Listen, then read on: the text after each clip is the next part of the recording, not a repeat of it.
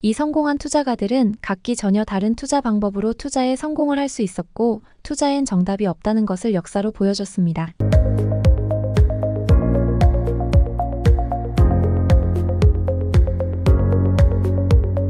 세계 3대 투자대가의 투자 기법. 세계 3대 투자대가로 불리는 3인, 워렌 버핏, 조지 소로스, 짐 로저스의 매매 기법을 알아보겠습니다. 워렌 버핏은 가치 투자의 대가이자 전설적인 투자가의 대표적인 아이콘으로 여겨지는 인물로 미국 네브래스카주 오마하 출신이어서 오마하의 현인이라는 별명으로 불린다. 본인이 산출한 기업의 적정 가치보다 낮은 가격인 주식에 투자를 하는 가치 투자 방식의 달인이다. 장기 투자와 복리의 중요성의 예시로 자주 거론되는데 1965년부터 2014년까지 연평균 21.6%의 수익을 거뒀으며 이는 182만 6,163%에 달한다. 그야말로 복리종결자, 연수익률 자체는 오히려 중년 이후 하락했으나 누적된 자금력 우위를 기반으로 재산의 99% 이상을 50세 이후에 만들어냈다.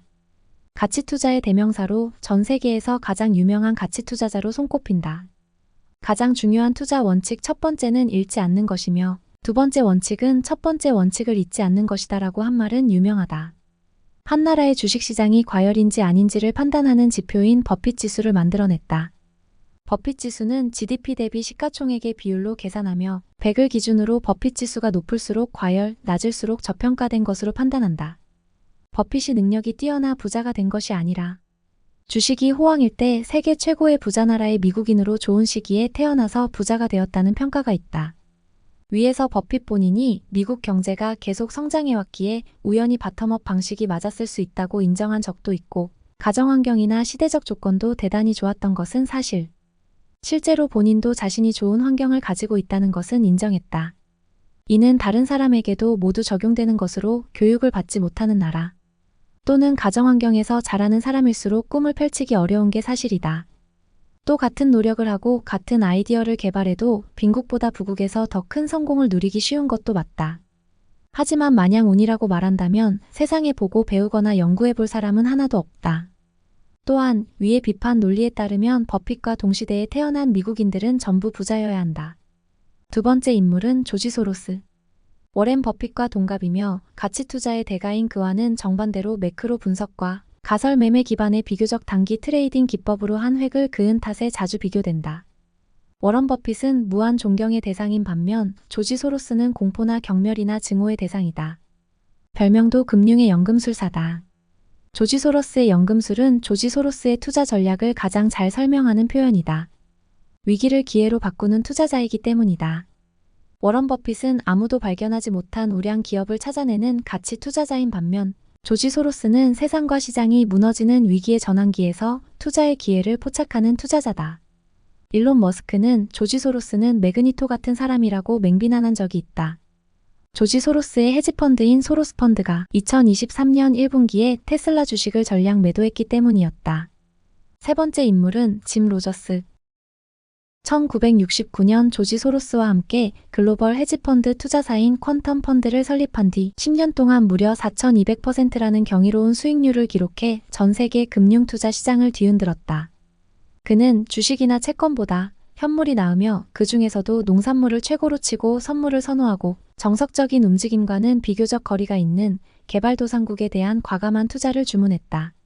짐 로저스의 강점은 주식시장과 상품시장을 자유롭게 넘나들며 수익을 낸다는 사실이다. 상품시장이란 옥수수, 구리, 철광석, 원유 같은 실물을 거래하는 시장을 말한다. 워렌 버핏이 주로 주식시장에 집중하고 조지 소로스가 상품시장에 주력하는 반면 로저스는 주식시장의 부진이 예상되면 상품시장에 집중하고 상품시장의 불황이 예상되면 주식시장에 뛰어드는 모습을 보여왔다. 그렇게 과감하게 투자한 결과로 젊을 때 성공했기에 오늘날의 짐 로저스가 있는 것이다. 이 3인의 투자대가 외에도 트레이더로 큰 성공을 거둔 제시 리버모어와 일본의 코데가와 타카시가 있다. 제시 리버모어는 주식 투자의 전설로 3인의 대가의 대선배격이라고 보면 된다. 그는 가격이 오르면 사고 내리면 공매도를 하며 추세를 추종하는 이른바 추세 매매의 창시자이다. 그는 시장이 상승장일 때만 주식을 매수해야 하며 하락장일 때는 공매도를 하거나 하락장이 끝날 때까지 기다려야 한다고 말했다. 다시 말해서 상승이나 하락의 크고 긴 추세가 발생한다면 얼마든지 크고 길게 포지션을 유지해 나아갔다는 것이다.